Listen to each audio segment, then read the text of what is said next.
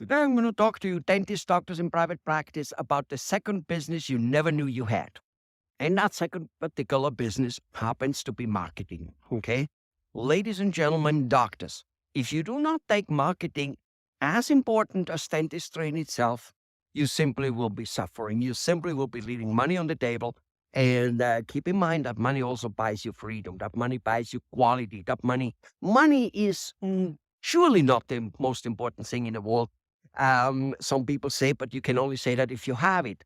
To work in order to just make money as a goal is usually a very bad thing. However, to work in order to make money so that the money can then buy you freedom, so that the money can buy you more better equipment, more better employees, more better marketing, more better like putting it back, like a la Elon Musk, who used his first money to get himself into PayPal, to use the PayPal money to get himself into Tesla and SpaceX. Money is just there to give us the fun we want. And most of the dentists and doctors for 35 years, which I talk about, they love their job, but they would also like to do something else. And it won't really happen if you do not realize that you have a department which is called marketing, and that department must be nourished just the way you must nourish the department of dentistry. Now, in fact, there are more than just the marketing business. There's also the sales business, and there's also the personnel business and training the people business.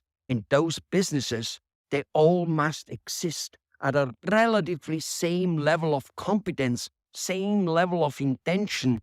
Otherwise, well, whatever your practice is, that's what it otherwise will be. So let's talk about just the 3 to 5 ways. You see, everybody says you should have 3 to 5 streams of income. Makes sense to most of us. Let's take these 3 to 5 levels of income. Let's put that just not only in your business, but let's put it only in the acquiring of marketing and kind of like sales.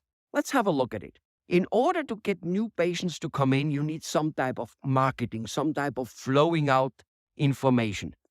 That is a knowledge which is not handled with knowing social media and with hiring somebody there alone, even though that also needs to be done. Of course, the vehicle, one needs to know how to drive a car, no doubt about it. So you need to know this type of thing.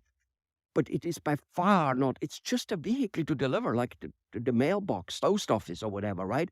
It is nothing else. In the old days, it was the yellow page, it was the flyers and the coupons. Now it's the social media. But if the message, the charisma, the storytelling, the type of things you do market, not just saying, I'm a good doctor, I have this, have this, have that. Well, that only goes so far because everybody else says it. There's no differentiation. So if you do not know how to differentiate yourself and all that in marketing, it will really not happen. But that is one thing. So then the patient sits in the chair.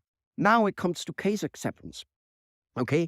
Well, what about if you could improve the case acceptance also drastically, nicely? Are there ways? Well, absolutely. That's why there are good salespeople and bad salespeople. Most of your doctors are the worst. So you go and let your receptionist do it. You refuse her a $1 or a $2 raise an hour if she asks for it because she's not good enough. She, after all, doesn't get that many cases closed and whatever it may be. And we don't have any money. But, after you refuse her the $2 raise, you give her another $3,000 case, hoping she will sell it. And there is location, basically where is the sales done? How is it done? There's a lots of emotions with it. It's actually relatively easy to learn. You don't need to be gifted for it. Really not. Of course, gifted in anything helps always, but it's relatively easy to learn. Second source of income. The first, like, how do you bring people more in? Very important because you've got to start somewhere. Second source, how do you sell them more? How to get the case acceptance more? Usually when you get the case acceptance, it doesn't always have to be a case acceptance of everything in one shot, $7, $8, $9, $10,000, 15, whatever. It could be a couple, $2,000, $3,000. Next year, a couple, $2,000, $3,000. The guy has a $1,000, $2,000 insurance and he puts $1,000, $3,000 himself in it. So every year you get $3,000, $4,000 out of him till everything is fixed. Think that there are many, many ways, but you need to do that. So patients coming back for what they did. The amount of doctors I know who if I look, in fact, almost everybody, not everybody. If I look in their charts, there is so much work there that he would his whole life never need a new patient anymore. Would those patients do all the work which is in the chart? Now, I'm not saying I can do that. I can't, but I can drastically improve it. All right. So let's just still put all this at the case acceptance level, or call it the sales level. Then what about referrals? Again, if I have $1 for every time a doctor says, if I do good work, referrals will come. Bullshit. Here's the thing. Ask yourself this question. A, this statement, if you do good work, patients will refer, is a wrong statement. Was maybe one day true, but surely not today anymore. Or you're doing freaking fucking lousy work. It's one of the two. It's nothing else. Because it isn't true. Because you are not getting the referrals you're supposed to get based on how good you are. My God, it is so easy. It's so good that I work from a level of less than high school education, because if I would work from a level of university education, you see, and in less than high school, whatever this school is, I got trained in Europe. It's kind of 2 and 2 is 4. And in universities, you learn 2 and 2 could perhaps be 5. It could perhaps be 3. Yeah, all true. But in real life, the real asset in life, no matter what you do, if the end number doesn't turn out to be somewhere along the line, your calculation has been wrong. So most people do not get the referrals they need and want. Let's just take those 3 sources of income: how to get more new patients in, how to get them better accepted the treatment plan, and how to get referrals. And yes, what uses new tools in, social media, blah, blah, blah, of course. But a new tool, look, I am a mechanical machinery engineer, okay? I didn't say I didn't get any other education than below high school. I just say I use the education below high school to be kind of, living my life. That's all I'm saying. So, if all 3 of those things could become better, sales, marketing, getting new people in and all that, you would be doing better. Yes, you use the new tools. This is what I wanted to say. As an engineer, we have seen that in the engineering business, and I'm probably one of the bad ones. If you give a guy a very, very good tool, if he's a bad engineer, that good tool doesn't do shit to him. He doesn't do shit. That's why when you have, let's just say, 12 people shoveling, digging ditches, so to say, and the guy who digs the most, you give him the best shovel, the best new tool you find, because he will do the most out of it. The guy who doesn't get anything done with a not so perfect tool, he will not get anything done also with the very perfect tool. Believe it or don't, frankly, okay, just observe it. It is like that, okay? How many dentists do you know who have phenomenal equipment and are not necessarily the best dentists, okay?